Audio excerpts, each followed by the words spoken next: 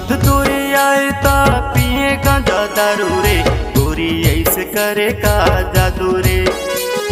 प्यार के तुर नशा मोला चढ़े हवे भारी रे, गोरी ऐसे करे का जादू रे।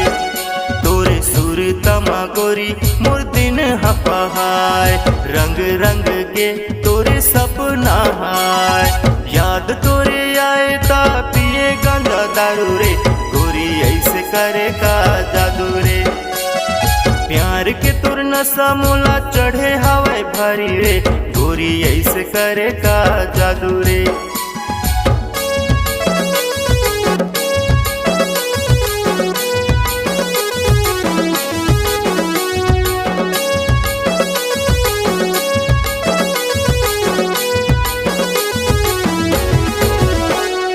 नशा के दीवाना हो गे नशा के रे, माते रही हो दिन भर नशा मारे।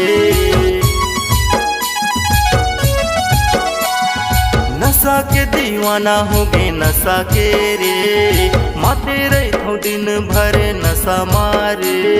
याद तोरे आए ता पिए गांजा दारू रे, गोरी ऐसे करे का जादू रे। प्यार के तुर नशा मोला चढ़े हवे भारी रे, गोरी ऐसे करे का जादू रे।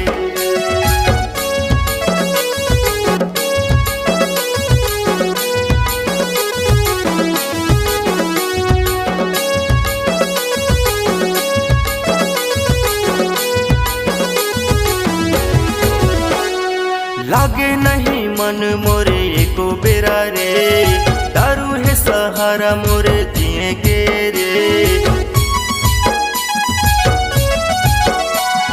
लागे नहीं मन मोरे एको बेरा रे, दारू है सहारा मोरे जिए के रे। याद तोरे आए ता पिए गांजा दारू रे, गोरी ऐसे करे का जादू रे। प्यार के तुर नशा मोला चढ़े हवे भारी रे, गोरी ऐसे करे का जादू रे। तोरे सुर तमा गोरी मोर दिन हपहाय, रंग रंग के तोरे सपना हाय। याद तोरे आए ता पिए गांजा दारू रे, गोरी ऐसे करे का जादू रे। प्यार के तुर नशा मोला चढ़े हवे भारी रे, गोरी ऐसे करे का जादू रे। याद तोरे आए ता पिए गांजा दारू रे, गोरी ऐसे करे का जादू रे। प्यार के तुर नशा मोला चढ़े हवे भारी रे, गोरी ऐसे करे का जादू रे। अगर आप अपने सुमधुर आवाज को जन जन तक पहुंचाना चाहते हैं तो चले आइए BS multi track digital recording studio Balpur सिरसिवा।